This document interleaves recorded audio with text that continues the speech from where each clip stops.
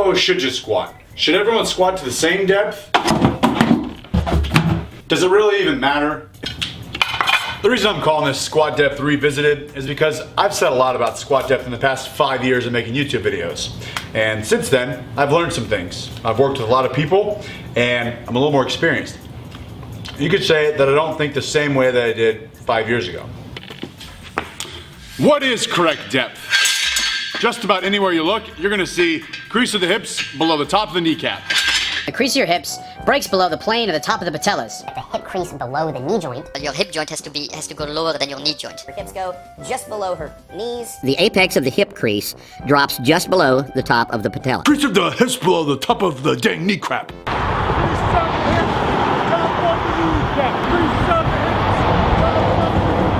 Crease of the hips below the top of the freaking kneecap. And he proclaimed, crease of the hips below the top of the kneecap. Amen. Crease of the hips below the top of the kneecap. Crease of the hips below the top of the kneecap. Crease of the hips below the top of the kneecap. So apparently we've decided that depth has been reached when the crease of your hips goes below the top of your kneecap. But why? I don't need this. Well, if you're a powerlifter, that's the rule. If you're trying to get your name up here on the board in Untamed Strength, the crease of your hips must go below the top of your kneecap. These arbitrary rules are necessary because it ensures you are aware of the standards you're being held to.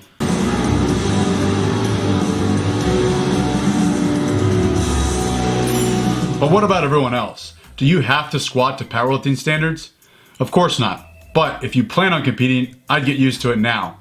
Even if you don't plan on competing, there is some benefit to squatting deep. For this video, I'll say that deep refers to powerlifting standards and lower. High refers to anything above that. Let's take a look at some studies. This study compared muscle activation between different knee joint angles during a max isometric back squat. Basically, a bunch of dudes did a max isometric back squat against a locked Smith machine with a high bar position. They tested activation of rectus femoris, biceps femoris, glute max, vastus lateralis, and vastus medialis. Conclusion, knee position alters muscle activation of the quadriceps and glute max muscles. An isometric back squat at 90 degrees generates the highest overall muscle activation. Yet an isometric back squat at 140 degrees generates the lowest overall muscle activation of the vastus lateralis and glute med only. Knee angles did not affect muscle activation of the hamstrings. Thus, we recommend performing an isometric squat at 90 degrees to maximize neuromuscular recruitment of the knee and hip extensors. Well, that's cool, but ain't nobody doing a max isometric back squat. Another study compared nearly the same thing but with dynamic squats, the kind that we do, and found that after 12 weeks, deep squat training resulted in superior increases in front thigh muscle compared to shallow squat training. In parallel with the larger increase in front thigh muscle, a superior increase in isometric knee extension strength and squat jump performance were observed in the deep squat group compared to the shallow squat group. Training deep squats elicited favorable adaptations on knee extensor muscle size and function compared to training shallow squats. It's believed that this could be caused by the longer time under tension in the deep squat versus shallow squat. And lastly, this study compared EMG activity of hips and thigh muscles while performing the back squat at 3 different depths, which we'll label as Hoff depth, Esoff depth, and Kennedy depth. There were no significant differences between the relative contributions of the biceps femoris, the VMO, and the vastus lateralis at different squatting depths during this phase. The results suggest that the gluteus maximus becomes more active in concentric contraction as squat depth increases. So a deep squat will prime the booty better than a shallow squat. If you're a powerlifter, crease of the hips below the top of the kneecap. Practice like you're expected to play. If you're a weightlifter, ass to grass squats. Actually, not really. If you're a weightlifter, you can squat however you want. Last time I checked, the squat is not a tested lift in weightlifting. It's just used as an exercise to improve your clean and jerk and snatch. Most people will say that weightlifters should squat ass to grass because that's the position you're going to be in when you catch a heavy clean. I understand this and I'm not necessarily arguing against it, but in my opinion, which doesn't really matter because I'm not a weightlifting coach, you can get as specific as you want. If the bottom position of a clean isn't an issue for you, you don't necessarily always have to mimic that when you squat. I was compelled to talk about this because a recent video of me squatting with Ben Claridad and Silent Mike got some comments like, "Alan the only one squatting to depth." And I frequently see depth comments on other videos too. Omar Isof's recent 495 squat.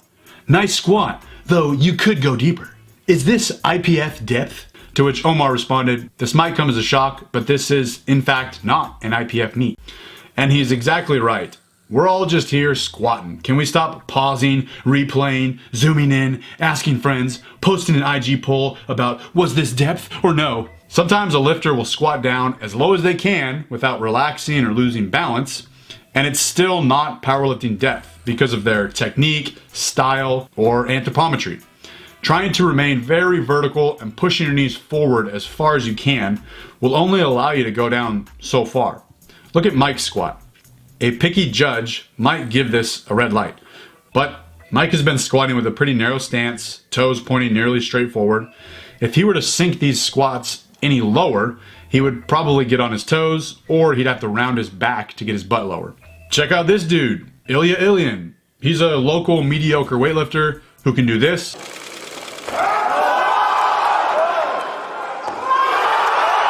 Check out this front squat session. OMG. Not to depth. Ben's squat could possibly get called in a meet, according to YouTube comments, but this isn't a powerlifting meet. He's got great control over his balance, his position throughout all of these reps. They're excellent squats, regardless of what YouTube thinks. How about Con Air? Meh. This could be called for depth, and probably would be called for depth. But look at how far forward his knees are. They're probably at the very end range of flexion. There's not a whole lot more he can do with this. Now, does all this mean these guys are wasting their time? They're not getting any training effect out of these squats? Should they just deload to the empty bar and work on technique? Absolutely not. All of these squats will elicit the training response they're looking for, even if they appear to be half an inch above IPF depth. If they did want to sink these squats lower, they would probably have to take a slightly wider stance, greater toe angle, maybe push their knees out more, maybe even sit their hips back and bend over a little bit. That's if they were competing in a powerlifting meet and it really mattered. But for the sake of training, these squats are fine. I want to add that squatting to powerlifting depth, or just as low as you can while staying tight and maintaining balance, is advantageous from an efficiency standpoint. This is something that Greg Nuckols has written about somewhere on his website. Squatting deep allows you to use the natural bounce that occurs at the bottom of the squat, the stretch reflex. The sticking point of a failed squat or a really slow, grindy squat is never at the lowest point unless you're squatting way over your max and you get completely stapled at the bottom. The sticking point is usually a couple inches above 90 degrees. If you can time that bounce, you will arrive at your sticking point with more momentum and more speed, thus making it easier to push through. To wrap this up, I think that depth is a bit different for everyone. If you can stay balanced, maintain your torso position, keep your feet flat on the ground, and squat like Clarence Kennedy, go ahead. If this means you're just barely at IPF depth, so be it. Don't force depth at the expense of bracing, positioning, and balance. Now, if you're quarter squatting, I got nothing for you. That needs to be fixed. Every person that I've worked with at Untamed Strength, at a seminar or a workshop, has had the ability to get the crease of their hips below the top of their kneecap or very close to it with some coaching and adjustments. Well, that's it. Anyways, thanks for watching. Until next time, always remember.